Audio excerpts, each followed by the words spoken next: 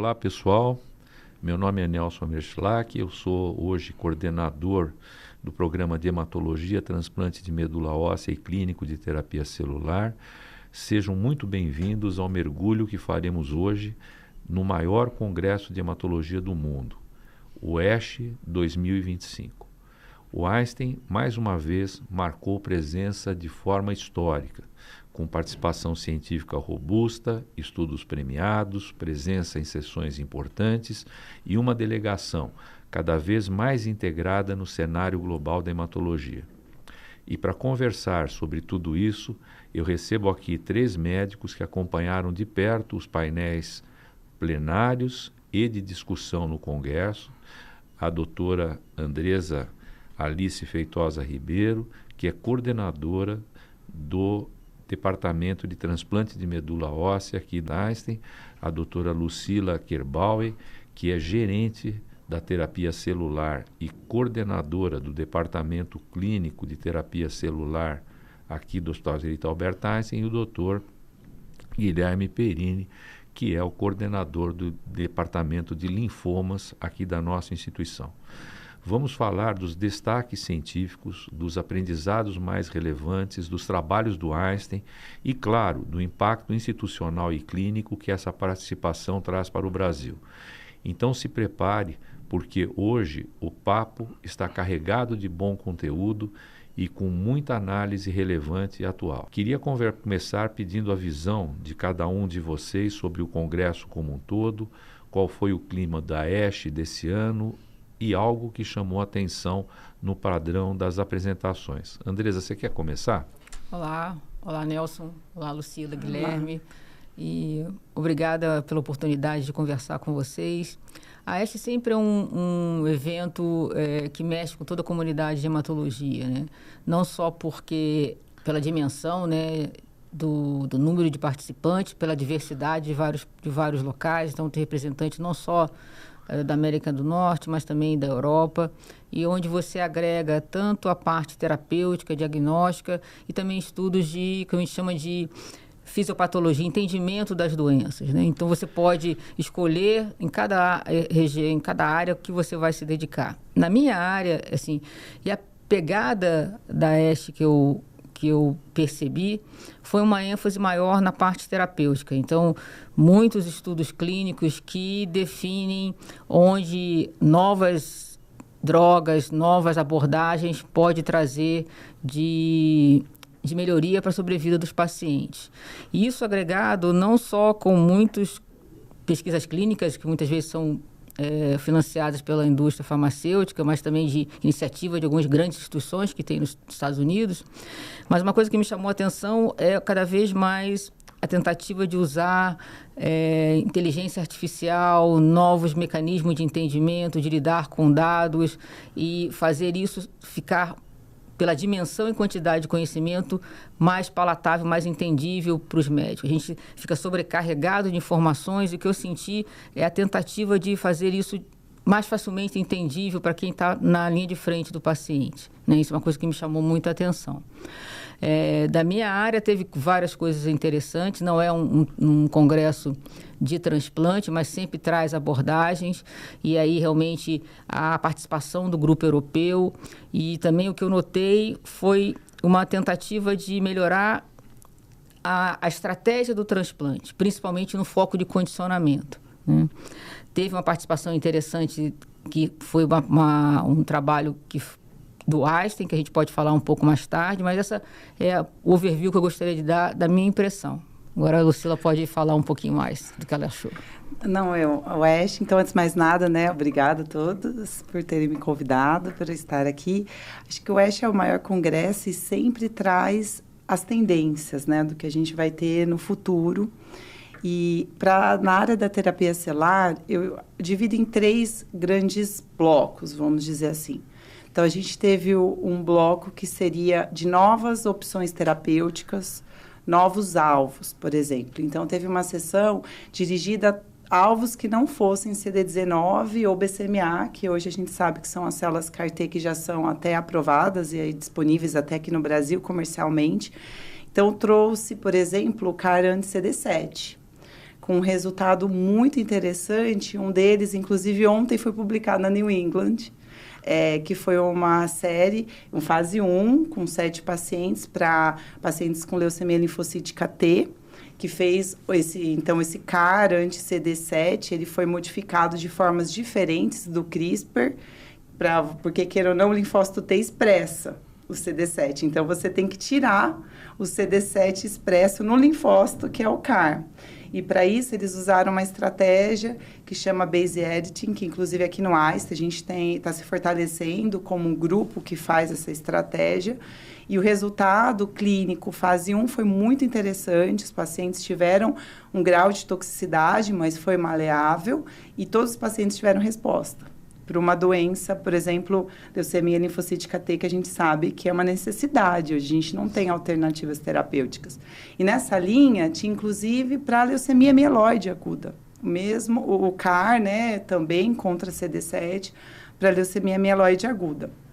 Outra coisa que me chamou muita atenção foi a quantidade de apresentações orais de vida real, com dados de mundo real. Então, o consórcio americano, por exemplo, de terapia celular para mieloma múltiplo, eles vieram com mais de 40 abstracts, e muitos deles foram apresentações orais. Eu tive a oportunidade de ver muitos desses trabalhos. Então, um deles, por exemplo, foi para tentar identificar fatores para neurotoxicidade, parkinsonismo. Então, dados de mais de 700 pacientes, um número muito expressivo, pacientes que fizeram o cilta-cel, e eles viram que você não responder a bridging, que seria a terapia ponte, aumenta mais de 10 vezes o risco de fazer neurotoxicidade, inclusive parkinsonismo.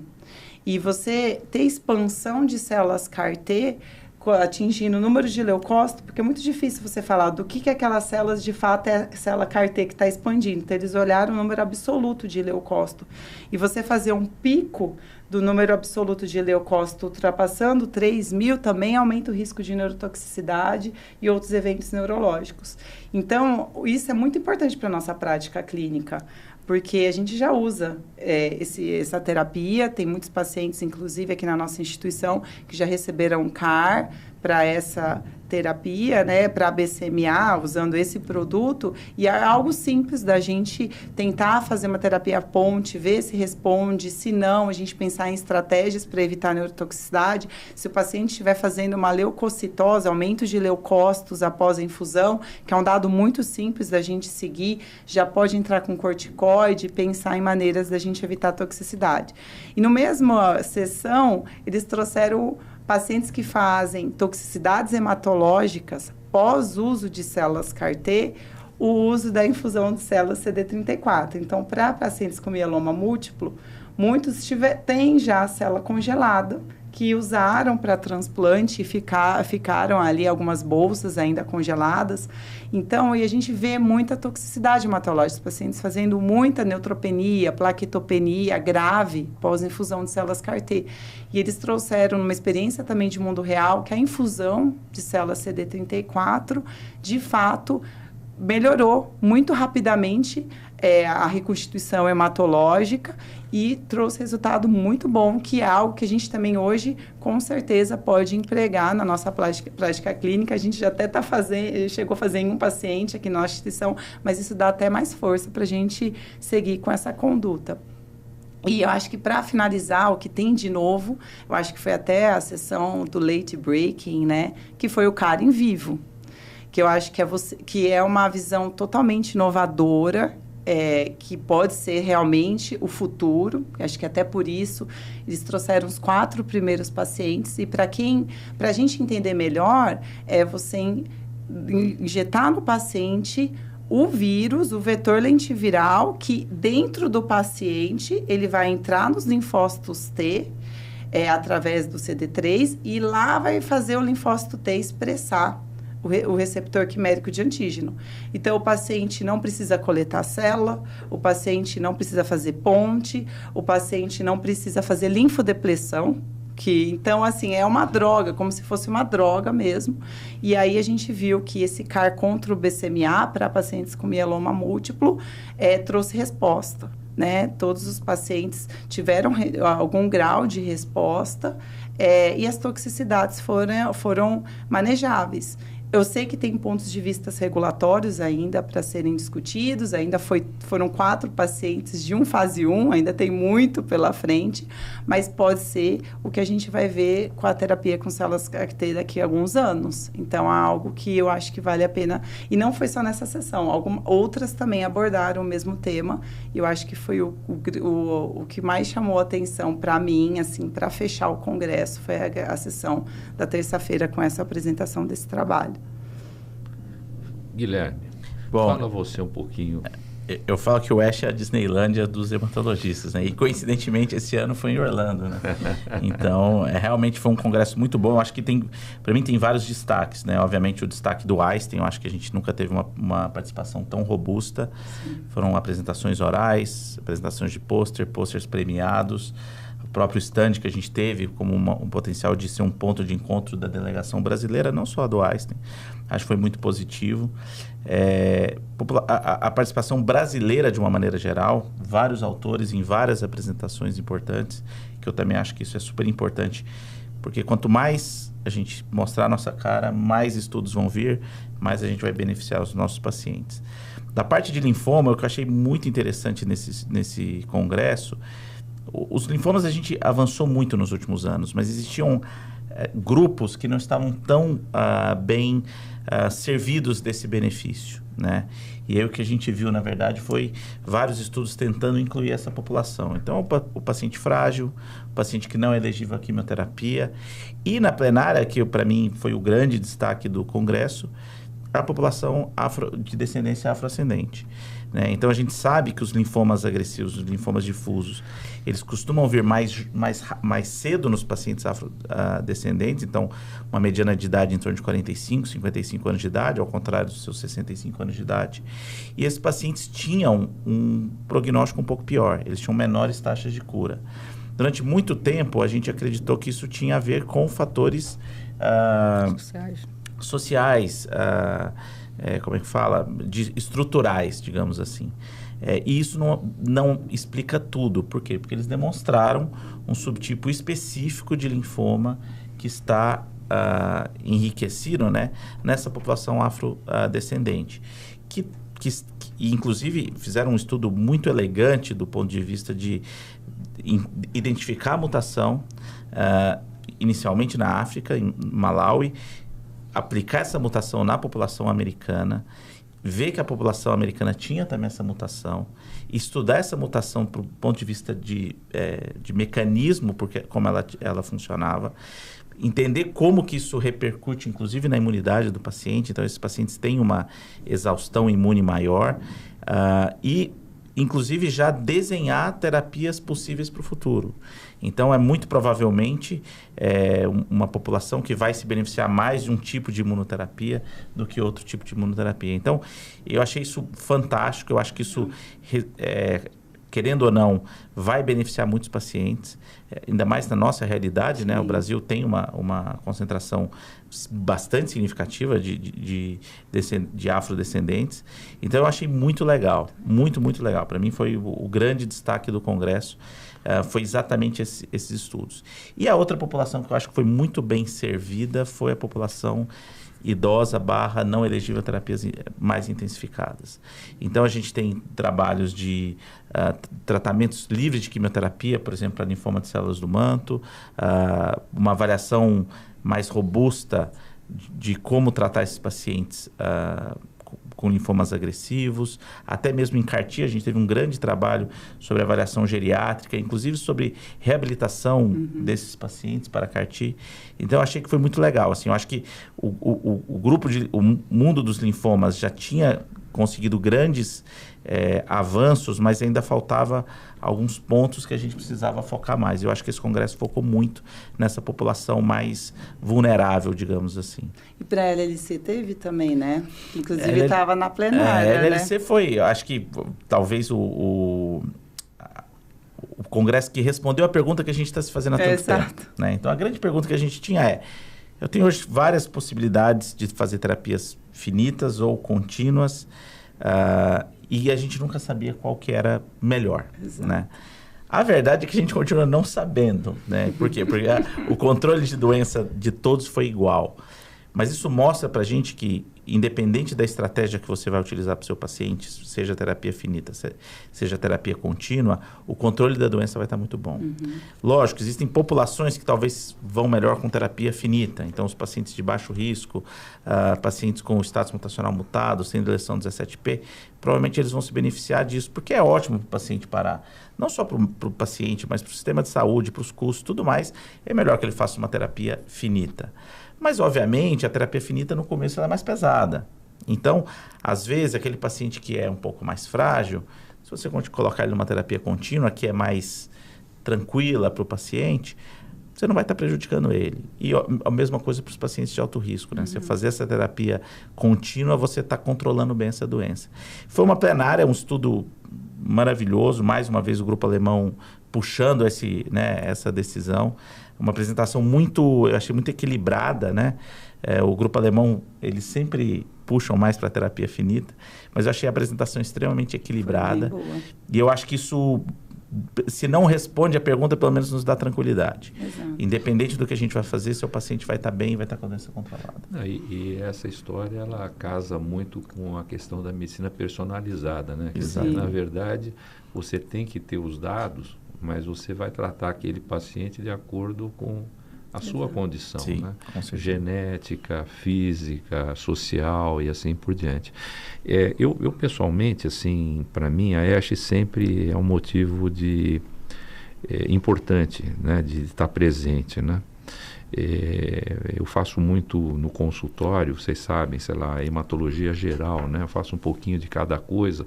Então, é muito difícil você estar atualizado o tempo todo sobre tudo, né? Então, tem aquela brincadeira que diz assim, tem gente que sabe muito sobre pouco e gente que sabe pouco sobre muito. Eu provavelmente sou o que sabe pouco sobre muito, mas eu tento aprender um pouco mais a cada vez, né? Então, o programa que a gente chama educacional da ESH é um programa muito importante porque ele traz o estado da arte para cada doença. Então, você procurando assistir essas coisas, você vai se atualizando para você atender melhor seu paciente. E eu concordo que entre os trabalhos apresentados, né, realmente, tanto na plenária quanto naquilo que a gente chama os abstratos de última hora, né, que chegam eu achei que foi padrão, assim, incrível, realmente incrível essas duas sessões, né? E aqui a gente falou muito de cada uma dessas especialidades que vocês fazem, né? Mas eu queria lembrar coisas que vocês não são de especialidade, são realmente de hematologia geral. Por exemplo, o uso de uma droga que interfere na sinalização da célula B, se não me engano chama Epamulab, junto com o Eutrombopag, que é utilizado como segunda linha para tratamento de PTI, mostrando que você tem resultados mais duradouros, menor falha de resposta e que você pode até interromper de alguma forma o tratamento lá na frente.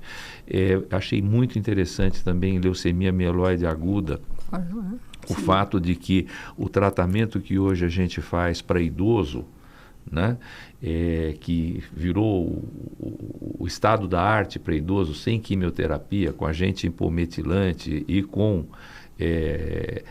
venetoclax, que interfere na apoptose celular, veio para os jovens, né? Então, é impressionante, porque você acaba utilizando isso rápido, né? Nós mal chegamos aqui, já internou um paciente com leucemia aguda jovem que nem poderia usar a quimioterapia porque tinha alteração no fígado, doença grave, etc. Então, você já traduz aquele conhecimento que você adquiriu na ESH quase de imediato, sem culpa, né?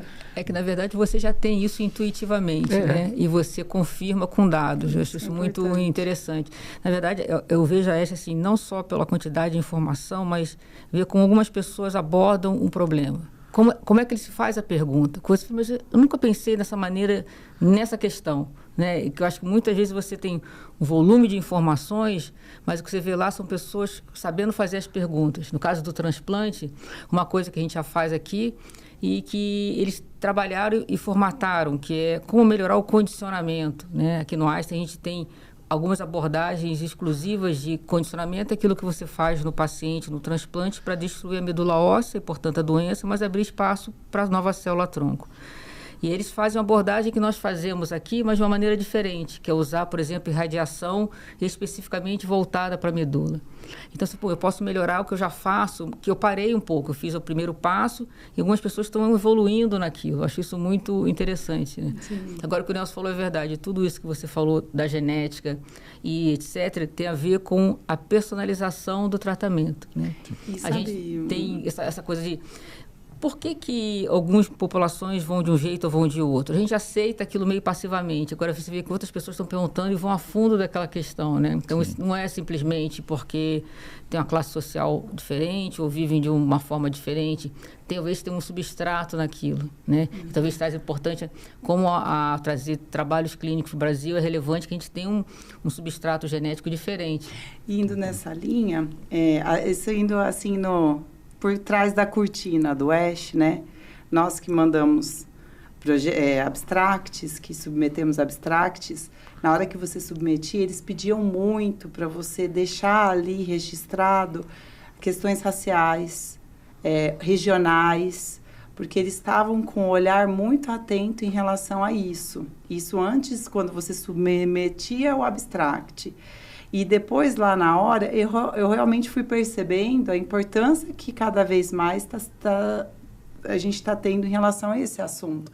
Então, por exemplo, a questão, né, da disparidade, questão afrodescendente, disparidades regionais, que eu acho que isso é muito importante, né? A gente olhar também como ver uma sociedade americana se importando com isso. Inclusive, foi plenária, né? Pacientes com falciforme. Sim. Né? Hoje a gente sabe que pacientes com falciforme que engravidam é um problema, porque, em teoria, a hidroxiureia, a gente não sabe se pode ser maléfico ou não, né? Pro feto. E é uma dificuldade nossa, porque a gente sabe o tão importante que essa medicação é para um paciente com anemia falciforme, né?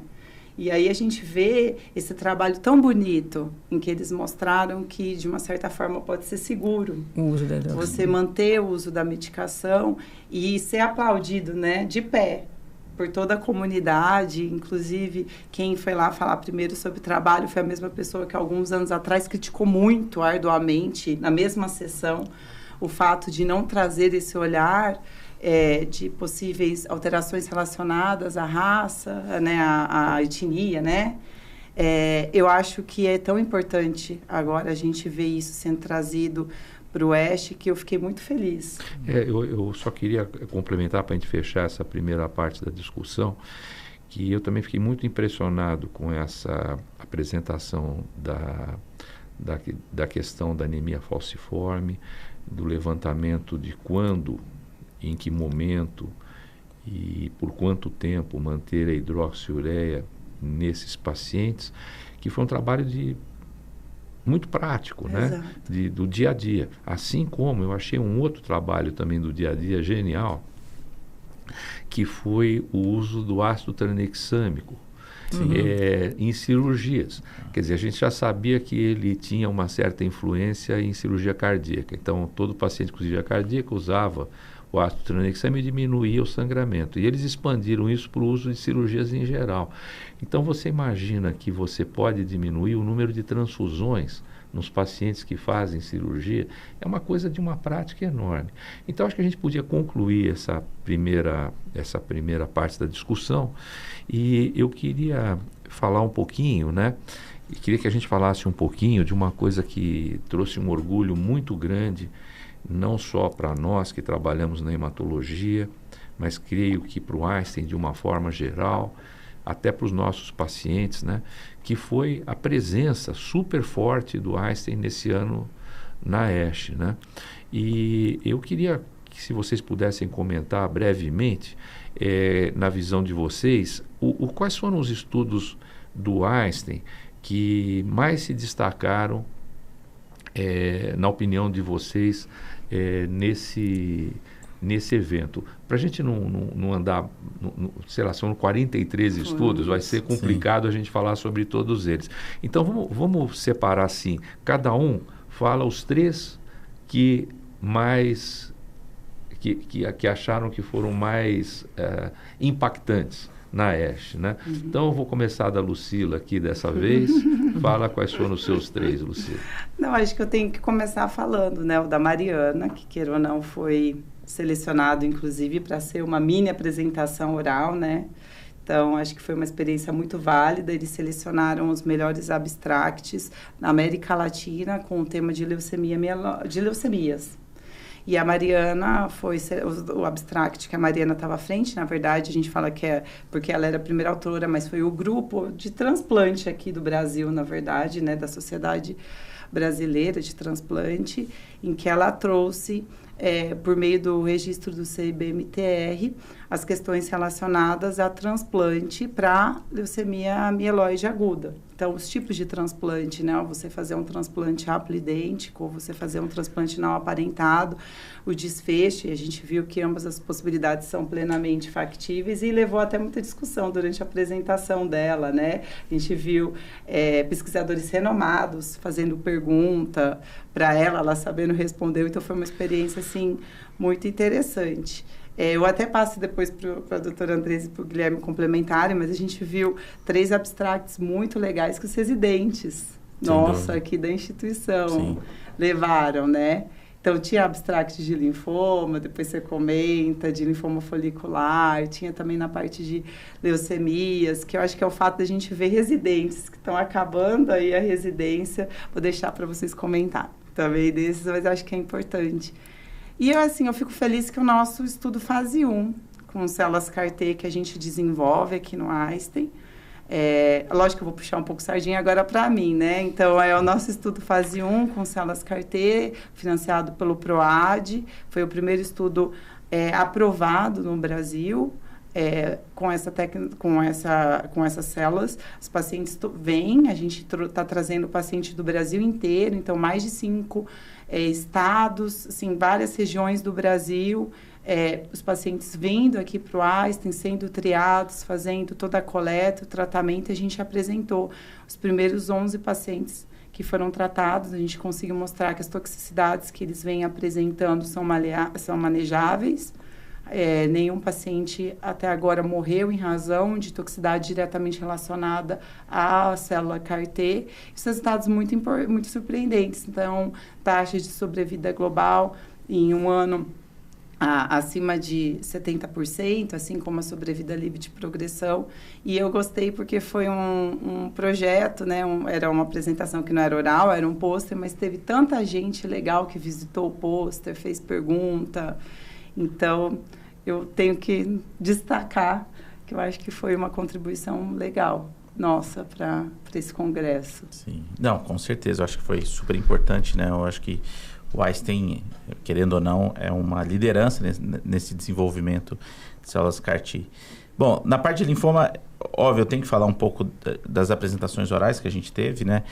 Obviamente, essas apresentações orais, o Einstein entrou como um dos centros participantes, não foi, obviamente, quem liderou isso, mas a gente teve, tanto em linfoma difuso recaído refratário como em linfoma folicular, novas terapias que foram oferecidas aos nossos pacientes, a golcadomida demonstrando resultados muito bons.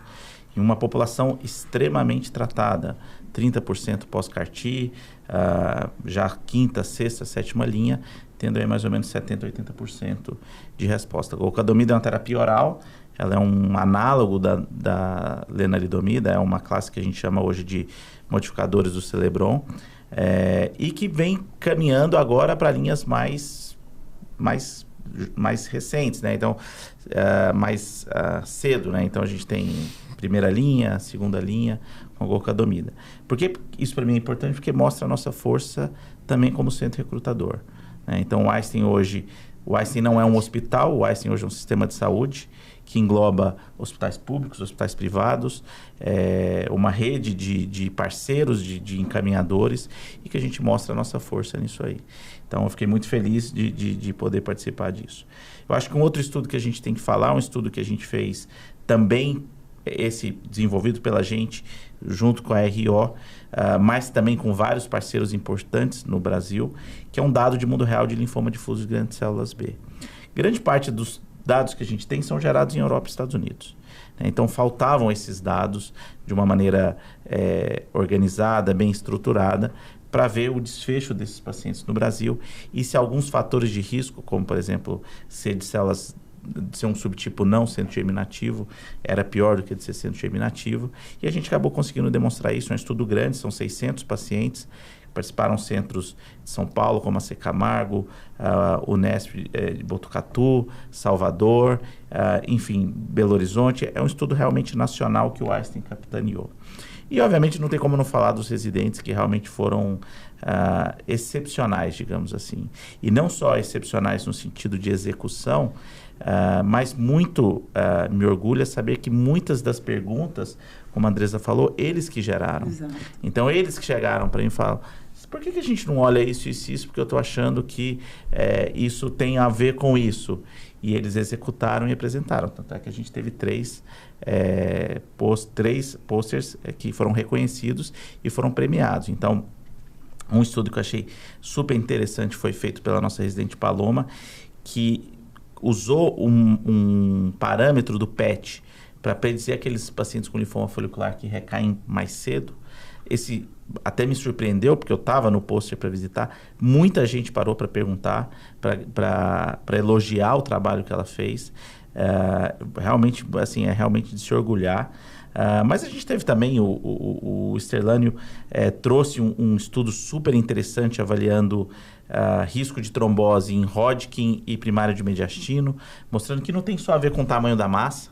Na verdade, o tamanho da massa não teve nenhuma interferência, mas existe sim uma questão biológica do primário de mediastino, dá mais trombose que o Hodgkin.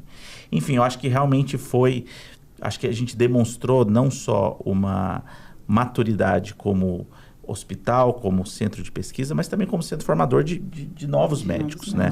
A gente teve um número muito significativo de posters e posters premiados e muito elogiados. Então, para mim, foi muito, muito importante essa participação dos residentes. Eu queria só acrescentar também como pôster premiado, que não foi de linfoma, mas foi na linha do HLA, do Newton Centurião. Muito legal. Porque, na verdade, o trabalho dele foi o resultado da tese de doutorado dele. Sim. Né? E isso é um aspecto interessante que nós temos tido aqui, né, a oportunidade de ter na nossa instituição, que é a pós-graduação. Então, você tendo a pós-graduação hoje, tendo uma faculdade de medicina, tendo residência médica, tendo hospitais públicos, uma rede, como você bem colocou, quer dizer, a gente cria condições para poder fazer ciência, né? Então, o Newton, por exemplo, ele estudou pequenas alterações de HLA, que é o sistema de histocompatibilidade, para ver se um paciente e um doador são compatíveis, e chegou à conclusão de que pequenas alterações não são importantes. O importante é saber qual é o status que o paciente chegou no transplante, se ele chegou com doença ativa, não chegou com doença ativa, etc. e tal. Então, eu realmente acho que a participação dos nossos residentes, dos nossos jovens alunos de residência, pós-graduação, mesmo alguns estudantes de medicina que hoje vêm fazer estágio com a gente, né? Vai fazer com que a gente vire cada vez mais não só um hospital, mas uma escola de medicina. Exatamente. Andrezinha, por favor. Eu não posso falar os dois trabalhos de transplante. Você falou do HLA, ela falou também, que foram os dois destacados. Então, eu vou aprofundar um e de outro. Do Newton, realmente, é um trabalho interessante, que ele aplicou uma interpretação, um artigo publicado há 2 anos, sobre o impacto desses antígenos HLA, que a gente não olha tanto, né? O DPP1 e o DP, né? Principalmente no transplante haploidêntico, onde você pudesse refinar aqueles que já têm uma incompatibilidade parcial, analisando outros locos de HLA. né? Então, ele tentou replicar achados de um grande artigo publicado na Blood há uns 2 anos, na casuística que a gente teve. Obviamente, essa tentativa, que vai muito do que a gente está discutindo aqui, de ver se o que é encontrado em outros grandes centros também pode ser aplicado para a gente. E o que o Nelson comentou, né? Mesmo compatibilidade ou não incompatibilidade em outros locos que não são os maiores, não tiveram tanto impacto. Isso vai ter que ser ampliado por um N maior, mas realmente o status da doença é que é o mais importante. E esse assunto é fundamental, porque hoje no Brasil o transplante haploidêntico, quer dizer, parcialmente compatível aparentado, é 40% dos nossos transplantes. O que linka, então, com o trabalho da Mariana, que foi, na verdade, um compilado do registro brasileiro, tentando dizer qual seria o melhor, o haplo e o não aparentado, né? E levando várias características, né? Tipo o status da doença, o condicionamento, o centro. Quer dizer, seria, realmente, a gente já estaria certo a gente partir para o transplante haplo, não for muito afoito do Brasil, a gente já pegar um paciente parcialmente aparentado à mão e deixar de procurar o não aparentado no banco melhor compatível.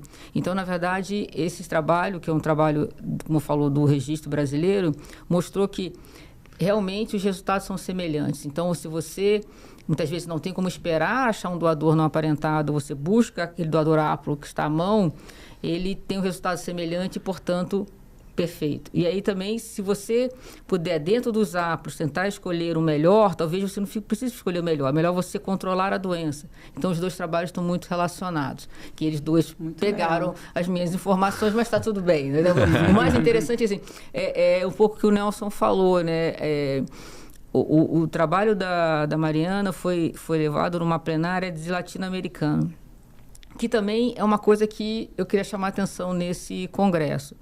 Houve muita, né, que também o Guilherme falou, o Einstein criou um fórum para os seus pares, e os pares não só nacionais, seus pares latino-americanos. A gente sabe que muitas das dificuldades e avanços são compartilhados, e também o Brasil, no caso do transplante, está um pouco à frente dos outros países, por ter um número maior de transplantes, mais recursos do que outros países como mesmo Argentina, Chile, Colômbia. Então, a gente está tentando fazer um consórcio latino-americano para trocar experiências, para agilizar o desenvolvimento desses pares. Então, tivemos reuniões também para discutir isso, tentar fazer um manual de transplante que ajude a comunidade latino-americana. Então, acho que também é um fórum de troca de experiência e de ajuda de cooperação. Eu vou passar para um terceiro tópico, que é basicamente o papel do Brasil num congresso do tamanho da ASH, né? Se nós estamos mais integrados, se os brasileiros estão sendo mais ouvidos. Eu até vou começar essa discussão, porque eu ainda acho que nós temos muito espaço a conquistar, não é? Eu acho que de uns anos para cá, a gente em alguns momentos tem visto uma participação maior do Brasil nesse congresso. Particularmente, eu vejo a Associação Brasileira de Hematologia, Hemoterapia e Terapia Celular, a própria Sociedade Brasileira de Transplante de Medula Óssea, buscando espaços, né, para que tenha uma maior integração do Brasil e uma maior participação brasileira, seja em estudos, seja com mentoria, seja mesmo com algum prestígio que a ASH possa dar, não só para o Brasil, como os países latino-americanos.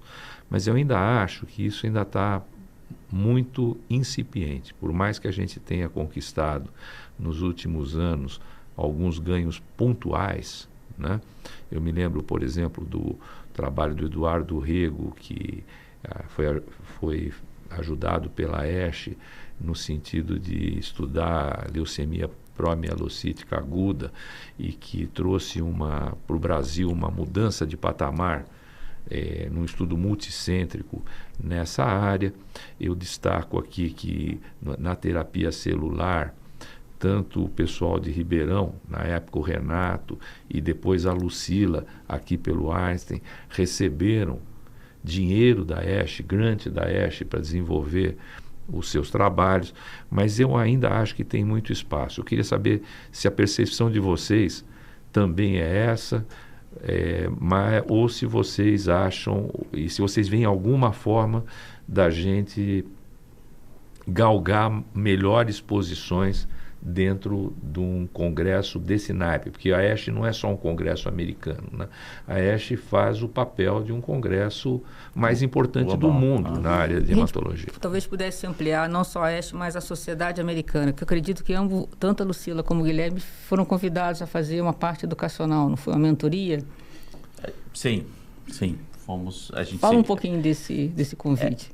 Então, vamos lá. Eu acho que a AESH, assim, o Brasil é um grande centro gerador de conhecimento, na minha opinião. Eu acho que hoje grande parte dos estudos que são mais importantes, com apresentações orais, a gente vai ter nomes brasileiros né, nos abstracts. Então, por exemplo, mieloma múltiplo, a gente sempre tem a participação da Vânia Hungria, inclusive a gente acabou não falando, né, do Majestec 3, que foi um estudo super importante.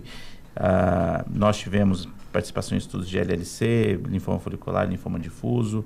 A gente teve participação brasileira no estudo do epcoritamab com R ao quadrado, que é um estudo bastante importante. Mas eu ainda vejo que nós ainda participamos como grandes centros recrutadores, tá? Por quê? Porque nós temos uma grande população, uma população que culturalmente gosta de participar de estudos clínicos. Então, eu acho que isso ajuda a gente bastante. Mas eu acho que ainda tem muito para a gente caminhar, no sentido de que a gente poderia estar, por exemplo, capitaneando estudos clínicos, né? Então, você desenhar um estudo clínico e conseguir uma verba para realizar esse estudo, que é o que a gente chama de estudos de iniciativa do investigador. Isso é um pouco mais complicado no Brasil pela questão regulatória, né? Então, questão de quais procedimentos têm que ser financiados ou não, se o braço controle tem que ser ou não. Então, isso eu acho que a gente está num processo de mudança. Os nossos tempos regulatórios estão melhorando. Existe essa discussão sobre como fazer esses estudos, que são feitos no mundo inteiro. E eu realmente acredito que a gente vai conseguir evoluir nesse sentido de que a gente possa desenhar os estudos para as nossas perguntas. Porque as nossas perguntas são diferentes, às vezes, das perguntas que a gente tem na Europa e nos Estados Unidos. Por exemplo, muito simples, a nossa disponibilidade de realizar um CAR-T é muito menor. Então, isso, às vezes, é uma pergunta que talvez para a gente faça significado, para eles não. Mas eu acho que a AESH vem potencializando isso. Então, a AESH tem abraçado, por exemplo, grandes cooperações latino-americanas, tem convidado mais. Lucila foi de um comitê agora no AESH. Nós dois recebemos um convite para se candidatar, na verdade, para ser um mentor dentro da AESH. E eu acho que o Brasil e o Einstein em particular tem toda a condição de participar mais ativamente, né? Então, a gente tem toda a infraestrutura, a gente tem as cabeças pensantes. Muitas das vezes o que esbarra na gente é a questão regulatória, mas eu sou um otimista, né? Eu sou um otimista. Eu lembro quando eu voltei dos Estados Unidos em 2010, eu jamais imaginava que a gente ia conseguir fazer hoje aqui o que a gente faz, né? Então, para mim, quando eu voltei do MD Anderson, parecia que eu tinha abandonado esse capítulo de pesquisa na minha vida, porque a gente nunca ia conseguir ter essa participação ativa. E hoje é o contrário. Eu acho que a gente continua, né, crescendo, participando mais, tendo mais estudos clínicos. Eu acho que o Brasil precisa se organizar no sentido de ter uma melhor geração de dados de mundo real. Então, a questão dos registros brasileiros, eles têm melhorado, mas a gente precisa ter isso de uma maneira mais robusta. Mas eu sou um otimista, acima de tudo eu sou otimista. E eu acho que a gente vai conseguir ter esse papel, não falo só como Einstein, mas como Brasil, de liderança, assim, de geração de conhecimento, de geração de estudos clínicos. Eu realmente sou um otimista. Eu acho que tem um caminho pela frente. Assim, uma das reuniões que eu participei é sobre alguns protocolos de transplante de anemia falciforme, somente com doadores parcialmente compatíveis. E e a discussão do desenho do próprio tratamento, né? E a gente tem muito a contribuir, porque como as nossas realidades são muito diferentes, nosso perfil de sorologias positivas para alguns vírus, a nossa disponibilidade de drogas, mas a gente é insistente, estamos sempre ali, né, participando. Às vezes não funciona, mas a gente... sentar à mesa é o primeiro passo, né? Eu acho que isso, talvez tenha isso que o Nelson está nos desafiando, que talvez a gente tenha sido muito tímido, e talvez esteja na hora de ter mais voz, mas eu também sou otimista, ser mais arrojado, talvez, né? Ser mais corajoso. Pode ser. Eu enxergo como duas formas, assim, né? Uma que uma sementinha que você planta agora, talvez lá na frente você vai ser reconhecido por aquilo e você pode servir de exemplo para outras pessoas, né? Então, por exemplo, esse award que o Dr. Nelson citou foi um award que eu consegui em 2019, 2020. E aí, quando eles me chamaram agora para eu ser parte do comitê para avaliar justamente esse award internacional. E quando eu perguntei, né, por que eles tinham me escolhido, eles falaram, a gente queria alguém da América Latina que já tivesse ganhado esse award e que esse award tivesse impactado a vida da pessoa para você saber o tão importante que é esse award. Então, você fala, poxa, hoje eu vejo os residentes que estão ganhando o prêmio, daqui a pouco a gente vai ser inspiração para eles, daqui a pouco são eles que vão estar ganhando esse award, daqui a pouco são eles que estão indo para comitê. Eu acho que é um caminhar de pouquinho em pouquinho. E que, sem querer, a gente acaba sendo chamado, sendo reconhecido para participar de uma sociedade tão importante como a AESH, né? E outro que eu enxergo, assim, as grandes apresentações de grupos brasileiros, orais, por exemplo, o Wellington, da USP Ribeirão, ele teve da USP São Paulo, desculpa, ele faz leucemia linfóide aguda. Ele foi uma apresentação oral, a qual eu tive a oportunidade de ir lá assistir. Ele não fez só a USP, era um estudo colaborativo de diversas instituições. Sim, inclusive, a gente cedeu dados para ele conseguir levar um estudo de alto impacto para a leucemia linfocítica aguda de muitos centros brasileiros, e isso foi uma apresentação oral. Então, talvez seja para nós o indicativo, assim como o da Mariana, não era só o Einstein. Ela estava ali representando o registro brasileiro, o registro CBMTR, a Sociedade de Transplante de Medula Óssea. Então, talvez nós nos unirmos aqui no Brasil, olhando um pouco mais nós, América Latina, para os próximos anos a gente consiga trazer mais apresentações relevantes, que sejam mais reconhecidas, que sejam mais apresentações orais. Eu acho que isso pode ser para nós um embrião do que a gente pode fazer no futuro, eu acho. Uma contribuição do Einstein, né? Porque às vezes falta estrutura. Mesmo esse registro brasileiro, a gente tem dados que o registro brasileiro de transplante, ele reflete nem a metade da quantidade de transplantes que existe no país. Muitos fazem transplante e não reportam por registro, por falta de estrutura. Exato. Então, eu acho que não é só no conhecimento técnico, mas um facilitador. Eu acho que o Einstein cada vez percebe que a sua contribuição pode ser por estrutural, como a gente pode dizer. E aí tem o consórcio americano de mieloma, que levou mais de 40 abstracts e só conseguiram porque é um consórcio. São muitos grupos americanos. Talvez a gente fazer isso aqui no Brasil, né?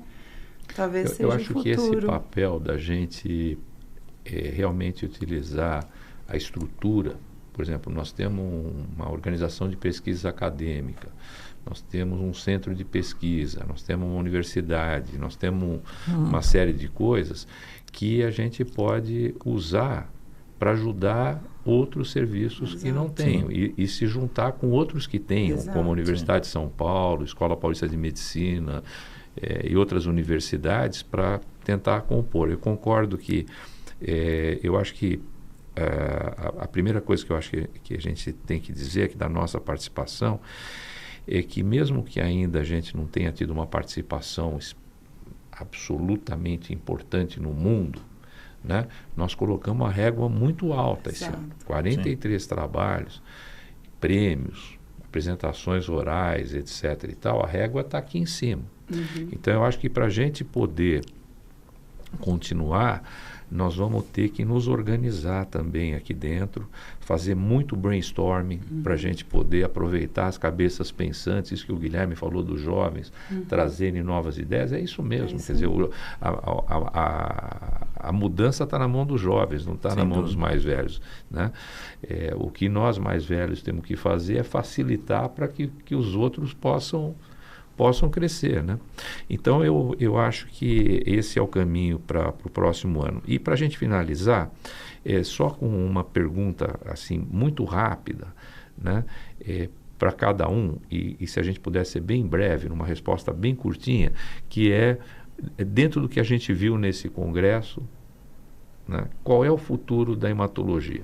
Quer dizer, onde vocês acham que a hematologia, onde ela vai chegar, a hematologia de uma forma geral, não a hematologia do Einstein, mas a hematologia mundial, para que caminho vocês acham que ela vai correr? Andrezinha, para onde você acha que vai seguir a hematologia? Acredito que não seja só um ponto, mas para que pontos você acha que... Que pergunta difícil, não?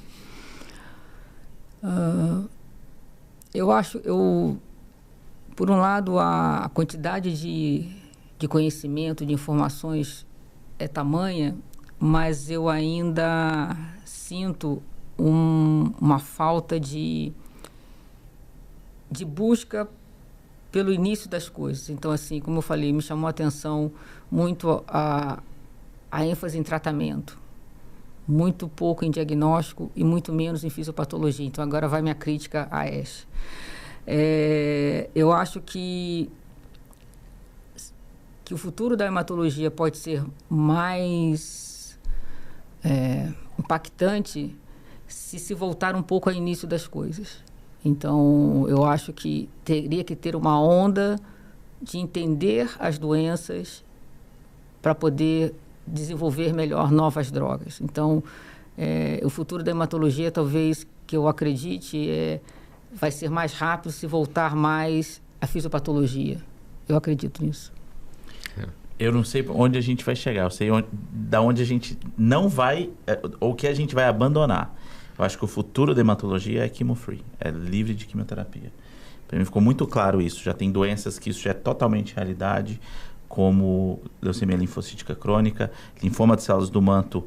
Esse paradigma tem sendo muito desafiado. Leucemia mieloide aguda. Leucemia mieloide aguda, leucemia linfóide aguda. Então, eu acho que o futuro é, pegando o gancho da Andresa, de que a gente vai entender melhor as doenças, a gente vai separar melhor essas doenças e a gente vai utilizar terapias-alvos mais direcionadas. Eu acho que o futuro, com certeza, é isso. Eu acho que isso melhora o paciente, inclui mais populações frágeis e os resultados, muito provavelmente, vão ser melhores. Eu acho que, assim, pelo menos das sessões que eu participei, e eu agora vou colocar um pouco da minha esperança, tá? Pode ser que eu estou colocando no futuro um pouco, eu tenho esperança. Eu acho que a esperança seja a gente conseguir aumentar o acesso da população aos melhores tratamentos. Eu acho que em muitas apresentações a palavra acesso foi colocada, em muitas apresentações a palavra custo-efetividade foi colocada, e eu fico feliz porque eu acho que aqui nós, no Brasil, a gente precisa disso, né? Então, não só o que tem de mais novo, mas o que a gente vai conseguir ter de fato, o que a nossa população aqui no Brasil vai conseguir ter de fato. Então, eu acho que no futuro, eu espero, aí vem um pouco do meu desejo, que a gente consiga trazer tudo isso que a gente está vendo de novo, chemo-free, novas terapias, aumentando o acesso, que para mim esse tem que ser o futuro, para a gente conseguir trazer isso para a nossa realidade de fato. E na minha perspectiva, eu acho que tem alguns pontos importantes. Acho que vocês colocaram bem, acho que a Andresa colocou, que é o entendimento das doenças. Eu acho que aqui, não só o entendimento das doenças, como os prognósticos, eu acho que a inteligência artificial vai ajudar muito a gente a poder entender as coisas melhor, porque hoje a gente tem a literatura toda à nossa disposição, mas a gente tem um tempo escasso. Sim. Né? Então, você hoje, com a inteligência artificial, de repente, você consegue juntar essas coisas muito rapidamente, e hoje você já tem ferramentas que podem, inclusive, serem melhor estruturadas para o futuro. Nós mesmos levamos um trabalho super simples da Jade, de inteligência artificial para diagnóstico de leucemias, que conseguiu discriminar os tipos de leucemias com perguntas extremamente simples, feitas para o paciente. E o mais interessante disso tudo foi que nós voltamos aqui voltamos do congresso aqui para o Einstein, apareceu um paciente, o pessoal do laboratório ligou, falou assim, olha, está aparecendo na lâmina que há uma leucemia pró-mielocítica aguda. A Jade botou na inteligência artificial, tinha 100% de certeza que não era. Entendeu? Então, quer dizer, nós estamos indo mais... Então, assim, a inteligência artificial vai ajudar muito isso que a Andresa falou. Quimio-free, não tenho a menor dúvida disso. Começou com o imatinib lá no ano 2000 e vai para frente. Mas eu acho que o que a Lucila colocou, que é a sustentabilidade do processo, me preocupa muito. Sim. E não é só uma questão do Brasil, da América Latina, né? É uma questão do mundo mesmo. Quer dizer, onde se vai buscar dinheiro para se pagar essa tecnologia desta forma? Quer dizer, as coisas estão ficando cada dia mais caras e o acesso está ficando cada dia mais restrito. Então, provavelmente, ou a gente vai buscar tecnologias que sejam mais baratas, ou a indústria farmacêutica tem que descer do pedestal e começar a discutir isso com as comunidades dos médicos, dos pacientes, dos governos, para se tentar alguma coisa sustentável. E a última coisa que eu acho também importante é que não esquecer que a hematologia não é só técnica, né? Hematologia é tática. E tática depende das pessoas. Sim. Então, a formação dos profissionais, né, é muito importante para que eles possam ajudar os pacientes. Bom, enfim, eu queria agradecer muito a presença de vocês três. O Ash, eu estou muito orgulhoso do nosso grupo, e realmente foi um Ash maravilhoso. Mais uma vez o Ash mostrou como a ciência é viva, colaborativa, essencial para transformar o cuidado da hematologia, e o Einstein ter participado desse movimento de forma tão ativa foi o que eu falei mesmo, foi muito, muito bacana. Eu só espero que a gente continue fazendo isso cada vez mais e melhor. Não é só fazer mais. A questão não é só quantitativa. Os prêmios que nós ganhamos mostrou que não é você levar 43 trabalhos, não é o número, mas é a qualidade, né, que ficou demonstrada nas apresentações orais, na apresentação para a América Latina da Mariana, nos 4 prêmios dos residentes. Eu achava que eram 3, mas na verdade foram 4. A Paloma teve 2 prêmios. E se você está nos assistindo e quiser acompanhar mais os nossos conteúdos, análises, entrevistas, direto do Congresso, siga nossos perfis oficiais e acompanhe o canal do Einstein no YouTube. Obrigado pela companhia e até a próxima.